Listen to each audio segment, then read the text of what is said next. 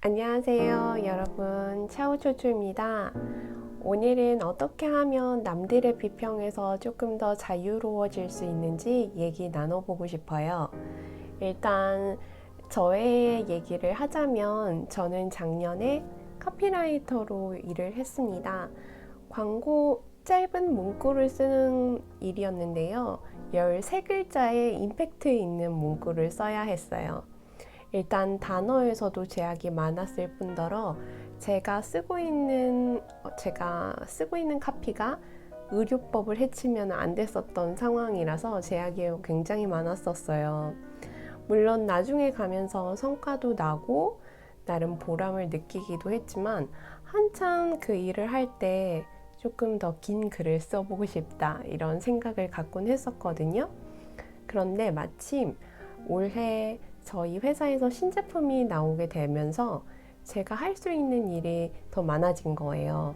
예를 들면 신제품에 관련돼서 제품 소개 설명서를 써야 하거나 아니면은 이것과 관련해서 블로그를 계속 연재해야 된다거나 아니면 뉴스레터를 발행해야 되거나 이런 일들을 하게 되면서 제가 쓴 글에 팀원들이 댓글을 남겨주기 시작했었거든요. 근데 그 댓글은 항상 좋은 말만 올라오진 않았어요. 뭘 해봤으면 좋겠다. 이 부분은 틀린 것 같다. 이건 이렇게 고쳐라. 이런 식이었거든요. 근데 맨 처음에는 그냥 웃어 넘길 수 있었는데 점점 댓글이 많아질수록 제가 긴장하게 되는 거예요. 그러면서 저도 모르게 이 일 하기 싫어. 이런 생각이 들곤 했어요. 근데 지금은 사실 좀 많이 좋아진 상태라서 이렇게 유튜브를 찍을 수도 있는 상황이 됐는데요. 그걸 어떻게 조금 더 극복까진 아니더라도 조금 덜 긴장하게 되었냐.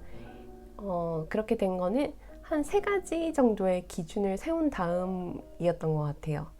첫 번째로 이 비평을 해주는 사람이 적절한가 이렇게 기준을 세웠어요.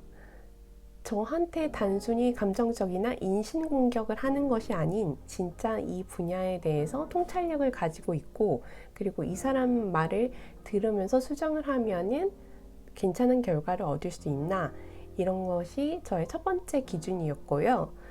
그런 면에서 저희 동료들은 저보다 훨씬 업계에 경험이 많은 분들이었고 그리고 그분들의 비평을 수용했을 때 제가 더 나아질 거라고 기대할 수 있었던 것 같아요. 그리고 두 번째는 수정을 하면 할수록 더 처음보다 좋아진 글이 완성된다 라는 걸 스스로 믿는 거예요. 그게 진짜 중요한 것 같은데 저도 마찬가지로 제가 처음 했었던 글과 그리고 이후에 썼던 글을 비교할 수 있는 상황이 되잖아요. 그럴 때 항상 처음보다 뒤에 후반으로 갈수록 더 글이 좋았던 것 같아요. 그리고 그걸 제가 온전히 믿은 이후부터는 수정하는 작업이 나에게 도움이 되는 작업이다 라고 생각을 할 수 있게 되었어요. 세 번째는 비평을 다시 한번 읽어보는 거예요. 맨 처음에 읽었던 것보다는 조금 더 다른 감정이 들 때도 있거든요. 처음에는 단지 비평이기 때문에 그 전에 가지고 있었던 불안감, 그리고 부정적인 마음으로 수용을 하지 못했더라면 두 번째 읽었을 때는 조금 더 자연스럽게 받아들일 수 있게 됩니다. 그렇게 해서 저는 3가지 기준으로 조금 더 비평에 자연스러워진 것 같아요.